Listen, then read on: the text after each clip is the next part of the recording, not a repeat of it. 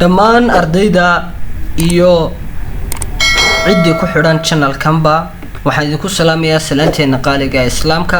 assalaamu calaykum waraxmatullaahi wabarakaatuh. maanta waxaan baran doonaa casharkeena anatomy of physiology-ga, weliba qaybtii aad naga soo codsadeen ahayd bone types, noocyada lafaha and their function iyo shaqadooda. What is a bone? lafi maxay tahay? Bone is a substance waa walax that forms samaysa the skeleton qalfoofta of the body jirkeena. waa walax samaysa qalfoofta jirkeena. Human skeleton qalfoofta jirku has a number of functions waxay leedahay shaqooyin kala duwan, such as ay kamid tahay protection inay wax ilaaliso and supporting weight iyo inay taageerto qofka miisaankiisa. Different types noocyada kala duwan ee of a bone ee lafaha have different shapes waxay leeyihiin qaabab kala duwan related waxaana la xiriiriyaa to their particular function shaqooyinkooda markaa gaarka. So sida daraadeed, what are the difference maxay yihiin noocyada of a bone lafaha, how are they categorized iyo imisa loo kala qaybiyaa iyo sideeba loo kala qaybiyaa. There are waxaa jira 5 types, 5 nooc baa jira of bones oo lafaha in the skeleton ee qalfoofteenu ka samaysan tahay. Flat oo kuwa siman, iyo long oo kuwa dhaadheera, iyo short oo kuwa gaagaabana, iyo irregular oo ah kuwa irregular oo shape-kooda markaa kombe laga sii hayo markaa la garanayn oo qaab lagu soo hagaago markaa ahayn, oo haddii flat iyo long yahay aan noocaas oo kale aan ahayn. iyo si samoyda kuwa si samoyda. Haddaba let's go aan u gudubno through each type nooc kasta and see examples iyo example markaa nooga arkayna. ka ugu soo horeeya waxa weeye waa flat bones, waa lafaha siman waxaana protect gareeyaan xubnaha markaa ku jira gudaha. haddaba haddaan example eegno sida cranial boneska, lafta cranial bones waxay protect gareynaysaa xubnayaasha xaggoose ku jira ee maskaxda. ribiska haddana feedhu waxay ka protect gareynayaan xubnihii sida sanbabadii iyo wadnihii xagga ku jira. sternumta kadalik, scapulada lafta garabka kadalik. example-ada arkaysan dhanba waa flat bones weeye, sawirradooda meesha ka muuqdaanba. haddaba haddaan usoo gudbino there are flat bones waxaa jira lafo flat bones oo in the skull maskaxda ku yaala, dhakada sare xagga sare ku yaala. waxaana kamid ah occipitalka, parietalka, frontalka iyo nasalka, lacrimalka and femoral-ka. lafaha aan soo tiriyo dhanba waa kuwa laga helo skull-ka ee laga helaa. haddaba the thoracic cage kuwana waa kuwa laga helo xabadka laga helo sida sternumti animal sawir ku arkinay iyo ribiskii iyo feedhihii.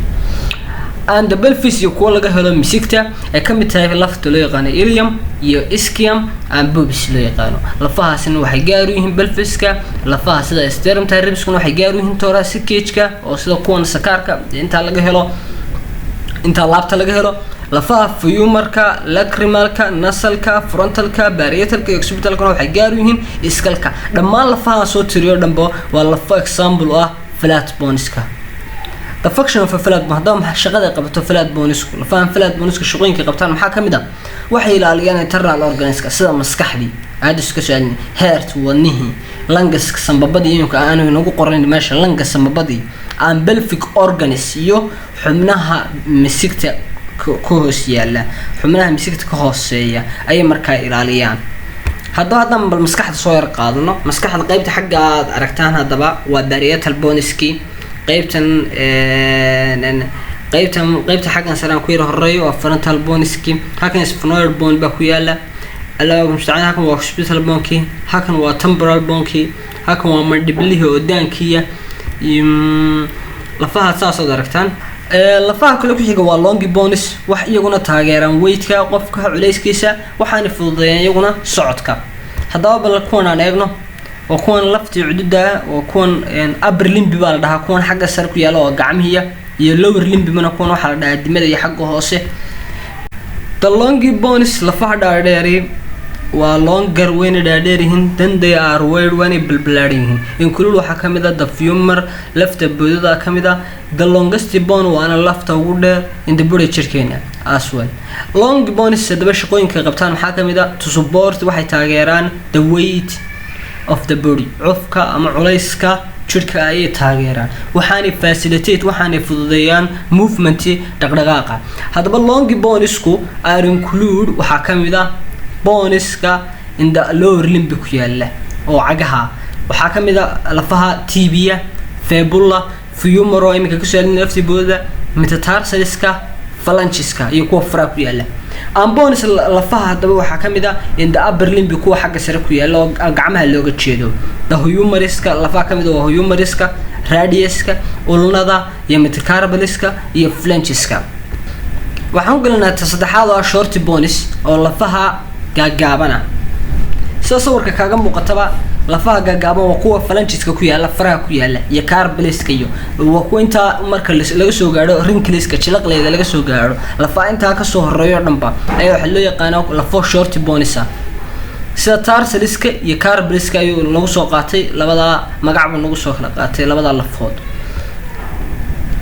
short bones ku they are way balbalaarin location ahaan waxa ku yaala wrist jilaqleeda iyo ankle jointiga meesha ay laftu ka laamato ankle joint iyo meesha kala goosida gacmo ka laabtaan shaqooyinkooda short bones waxa ka stability preferred stability and some movement labada shaqo ugu muhiimsan qaab kamid ah socodka marka labada shaqo ay some movement labada shaqo ugu muhiimsan taafraad waxa weey waa irregular bones waa lafaha have a complex shape koodu isku dhafan yahay oo aan ahayn flatna ahayn long ahayn shape koodu waa irregular shape weey waxaa kamid ah labada waxaan loo soo qaatay lafta vertebraha iyo sacrum bal hadaba labada lafood waan u gudbaynaa irregular bones ku vary wax ku kala duwan yihiin shape and structure and therefore do not fit into any other category mana buuxiyaan qaybahan sida flatna iyo short iyo long iyo sesamoid inta midna laguma tilmaami karo flat laguma tilmaami karo short laguma tilmaami karo long laguma tilmaami karo sesamoid shape-koodu waa complex they often have a fairly complex shape-koodu waa shape complex oo aan midna lagu tilmaami karin category-yadaas hadaba shaqooyinkooda irregular shape maxaa kamid ah which help waxay caawiyaan protect internal organs ka caawiyaan for example the vertebra irregular bone vertebra waa irregular bones of vertebral column waxaan magacooda waxa la vertebral column baa loo yaqaan waxaana protect gareeyaan spinal cord xangulaha irregular bones of the pelvis ay kamid tahay pubiska iliumki and ischiumki dhammaan lafaha soo sheego dhab waxay protect gareeyaan organiska xubnaha in the pelvic cavity moqorka ka pelviga ku jira miskaha xubnayaasha ku hoos jira ay markaa protect gareeyaan hadan tashaad soo gudbo waxa weey waa sesamoid bone waa lafo adigu seer kale oo kala waxaa kamid ah bateelaha ay tusaale ugu soo qaatay lafta ruuga sesamoid bone waa lafo ku dhegan tendons saadooyinka ku dhegan this small waa small round bone waa lafo wareegsan are commonly found waxa laga helaa in tendons baa laga helaa of the hand gacmaha seedaha ruuga iyo cagahaba sesamoid bone ka shaqooyinkooda waxa kamid ah to protect waxay ilaaliyaan the tendons seedaha from waxay ka ilaaliyaan stress and wear waxay ka ilaaliyaan ama tendency sameeyso wear sameeyso isku xukumato ay ka ilaaliyaan waad ku mahadsan tahay la socodkaaga nagala soo xiriir Facebook page-ka casharada caafimaadka haday tahay markii kugu horeysayna subscribe ku dhufo channel-keena casharada caafimaadka